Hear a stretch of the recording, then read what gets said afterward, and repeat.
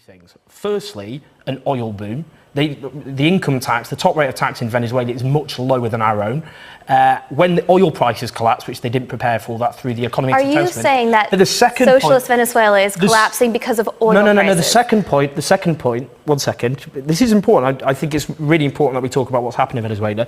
The second point is the imposition of exchange and price controls riddled with corruption, which have led to drastic shortages, which should not have been imposed, which were imposed supposedly as a temporary measure back in 2002, and of course calamity. Corruption that is inevitable.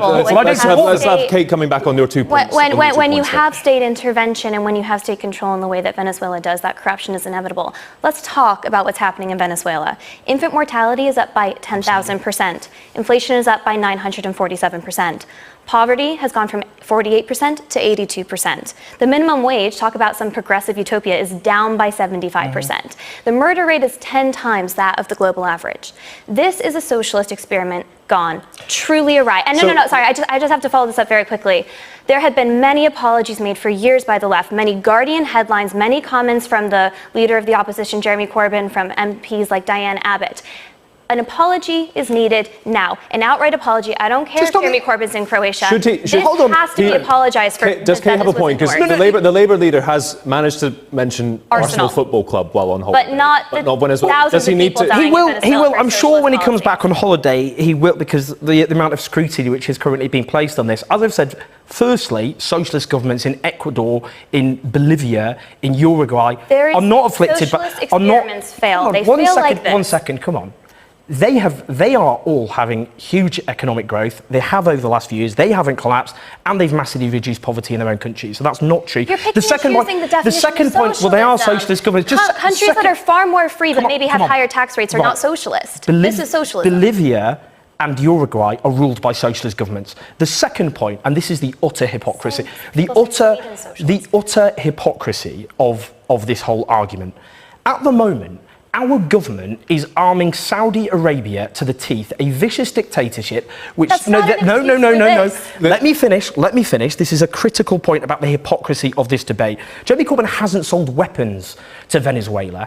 Our government is selling weapons which are now being dropped on Yemen. Yemen is now being convulsed by famine and a cholera epidemic. Our government is responsible. Second point. No one is disputing that. No, but this is the point.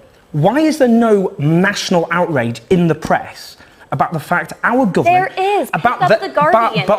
Our government, why the Conservative Party is responsible for a humanitarian crisis, directly not saying kind words about Saudi Arabia, but arming them to the teeth. Everyone wants an apology. Why Owen says there's not enough coverage of that. There isn't. There's no coverage. I agree with him from a libertarian point of view. So why are you attacking the Conservative Party? Why aren't you blaming the Conservatives? If you want to chat about Saudi Arabia and the arms deal, I bet you and I could write a great joint op-ed on that. That does not excuse the fact that there isn't been an apology from Jeremy Corbyn. Hold on, do you want an apology from Theresa May about what's happening? I would love an apology for Theresa May on Saudi Arabia and a lot of other things. And Yemen, and Turkey. That does not distract from the point that headlines from you, from The Guardian, from Jeremy Corbyn, from Diane Abbott have been praising this regime for years, and it turned out it was wrong, and it's okay to apologize for that. What is worse, selling weapons to regimes which bomb countries? I think the endorsement of anybody dying is a bad thing. Which is worse, selling weapons to a murderous dictator which slits the throat of people? Listen, we're coming off. No, it's a critical point. It's about the utter hypocrisy. Mortality rate, which is absolutely inexcusable, as I've already said. We need to come back. They will continue in the break. It is a debate that deserves much more time.